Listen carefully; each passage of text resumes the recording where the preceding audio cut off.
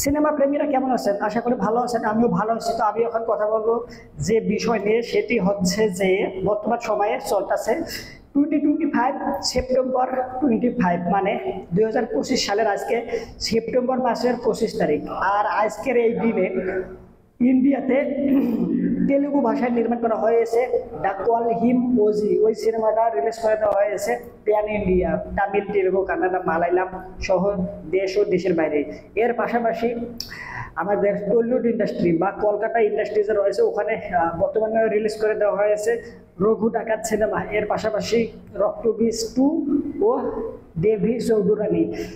রক্তবীজ 2-তে অভিনয় করেছে পঙ্কজ হাজরা, আবির চ্যাটার্জি, এর পাশাপাশি শুভশ্রী গাঙ্গুলি। আর দেবী চৌধুরানীতে অভিনয় করেছেন বুম্বাদা বা প্রসেনজিৎ এবং শুভশ্রী। আর রঘু ডাকাত সিনেমাটা অভিনয় করেছেন ইডিকা পল ও মেগা স্টার দেব সহ আরো অনেক অভিনেতা অভিনেত্রী অনির্বাণও রয়েছে সিনেমার মধ্যে। বর্তমান সিনেমাগুলো দেখার খুব আগ্রহ থাকলেও আমরা এই সিনেমাগুলো বাংলাদেশে যারা অবস্থান করতেছে তারা কোনোভাবে দেখতে পারতাছি না, কারণ এই সিনেমাগুলো ইন্ডিয়া ও তারপর অন্যান্য দেশে রিলিজ করা হয়েছে, আমাদের বাংলাদেশে রিলিজ করা হয়নি, যার প্রেক্ষাপটে আমরা এই সিনেমাগুলো দেখতে পারতেছি না। তো এই সিনেমাগুলো যখন প্রমোশনাল ম্যাটেরিয়াল ড্রপ করা হয়েছিল, যেমন আপনার টেজার, ট্রেইলার, এর পাশাপাশি গান সহ আরো অন্যান্য যে promotional material, clips, element, sequence drop করেছে, বিভিন্ন লঞ্চিং ইভেন্ট হয়েছে, ওগুলো আমরা দেখেছি। দেখার প্রেক্ষাপটে আমাদের এই সিনেমাগুলো দেখার আগ্রহ বাড়িয়ে গিয়েছে। তো আমরা যখন এই সিনেমাগুলো বর্তমান সময়ে রিলিজ করে দেওয়া হয় সত্ত্বেও দেখতে পারতেছি না, এটা এক প্রকার দুঃখ। এই দুঃখ কোথায় রাখবো আর কার কাছে গিয়ে বলবো তা আমি বুঝে পারতেছি না, আমাকে ভেবে পাচ্ছি না। এর জন্য আমি ভাবলাম এই বিষয়টা নিয়ে আপনাদের সামনে একটু আলোচনা করা যায়। এই যে বর্তমান সময়ে আমাদের দেশে বাংলাদেশের কোনো বর্তমান সিনেমা হলে নাই। 2025 ঈদুল আজহা উপলক্ষে রিলিজ করা হয়েছিল তাণ্ডব সিনেমা, এর পাশাপাশি ইনসাফ ও উৎসব সিনেমা। আর এইগুলো সিনেমা অনেক ভালো পরিমাণে ব্যবসা সফল হয়েছে এবং অনেকটাই আলাপ আলোচনা এবং প্রশংসা কুড়িয়েছে। বর্তমান সময়ে ওই সিনেমাগুলো দেখেছি প্রায় আজকে 3-4 মাস হয়ে যাচ্ছে। 3-4 মাস পরে এখন পর্যন্ত কোনো ভালো মানের সিনেমা বর্তমান সিনেমা হলে আসেনি বলে ভুল হবে। বেশ কিছু সিনেমা এসেছে, কিন্তু ওগুলো সিনেমা অতটাও আর কি হাইপ ছিল না বা প্রচার প্রচারণা করা হয়নি, যার প্রেক্ষাপটে অনেকেই সিনেমাগুলো সম্পর্কে জানি না।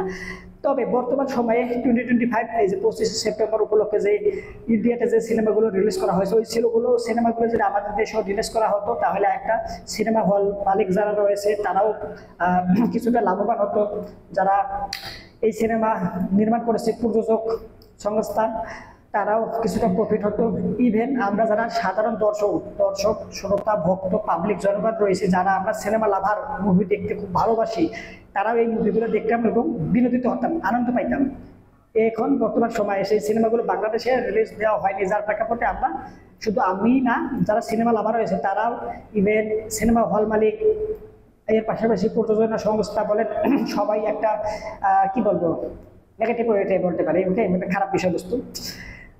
আবার যখন আমাদের এই দেশে 2025 ঈদুল আজহা উপলক্ষে সিনেমা রিলিজ করা হয়েছিল তাণ্ডব, ইনসাফ ও উৎসব সিনেমাগুলো, ওগুলো যখন ওখানে রিলিজ করে কলকাতায় বা ওয়েস্ট বাংলায় রিলিজ করা হতো, তখন তারাও কিন্তু দেখতে পারতো।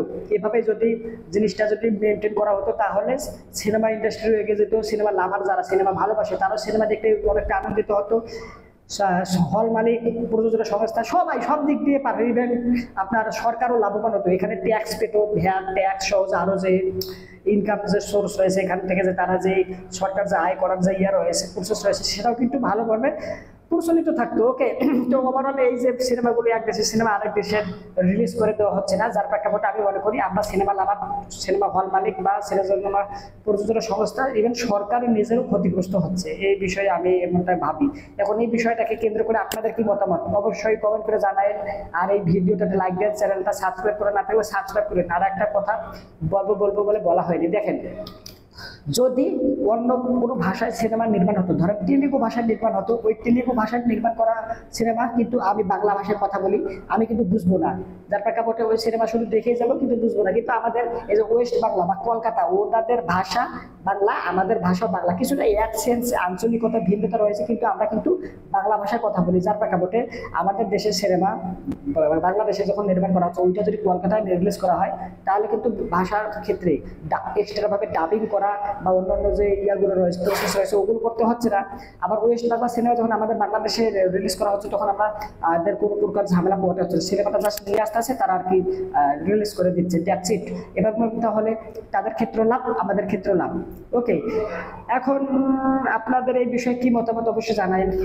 আর এটা কিন্তু বর্তমান সময়ে আমরা দেখতে পাচ্ছি না, কিন্তু অনেক সময় আগে আমরা কিন্তু ওয়েস্ট বাংলা সিনেমা বাংলাদেশে দেখেছি, ইভেন বাংলাদেশের সিনেমা ওয়েস্ট বাংলায় রিলিজ করা হয়েছে তারাও কিন্তু দেখেছি।